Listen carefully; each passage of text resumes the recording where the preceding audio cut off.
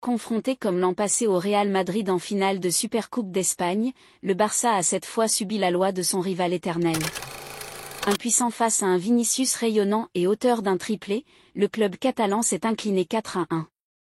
Un an après avoir triomphé face à son éternel rival le Real Madrid, 3-1, déjà à Riyad mais à quelques encablures de l'Al Park, la rencontre s'était jouée au King Fahd Stadium.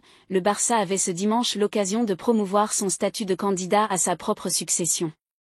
Déjà vainqueur de la Supercoupe d'Espagne à 14 reprises, le club catalan défiait des Madrilènes rassérénées, bien mieux en points, et invaincu depuis près de 4 mois. Au bout du compte, la loi du plus fort a prévalu, même si l'on imaginait une rencontre au départ bien plus équilibrée. Bousculés d'entrée, transpercés en transition, les joueurs de Xavi ont subi la loi de leur adversaire et se sont logiquement inclinés 4-1.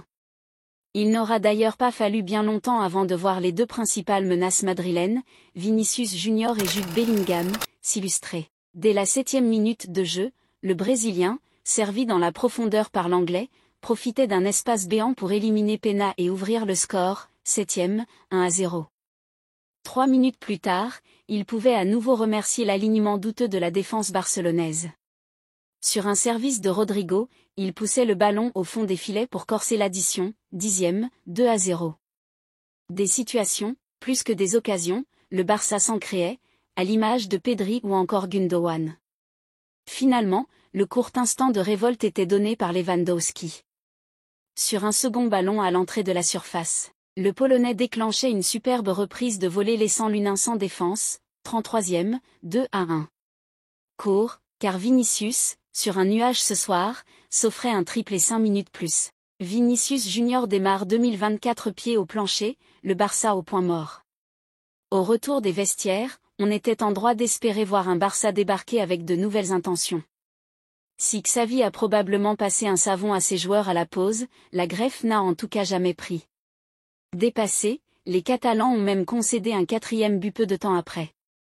Toujours aussi déroutant, Vinicius a continué de donner des vertiges à Ronald Araujo, pas loin du malaise vagal et finalement expulsé pour une intervention en retard sur le Brésilien, à l'image de sa prestation. Dans tous les bons coups ce soir, Vinicius était d'ailleurs impliqué sur le but de Rodrigo, bien aidé, il faut le dire aussi, par le renvoi catastrophique d'un Jules Koundé en grande difficulté ces dernières semaines. Autre symbole de cette période trouble traversée par le Barça, le coaching ou plutôt non-coaching de Xavi, dont le projet de jeu reste à ce jour résolument illisible. Les 3 entrées simultanées de Fermín López, Joao Félix et Lamine Yamal à l'heure de jeu sont par ailleurs significatives de la pénurie d'idées rencontrée par le technicien catalan.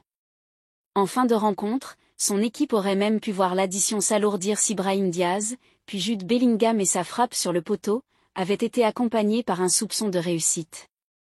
Déjà fragilisé depuis un moment, Xavi voit encore son crédit s'étioler après une telle déconfiture face à son rival historique.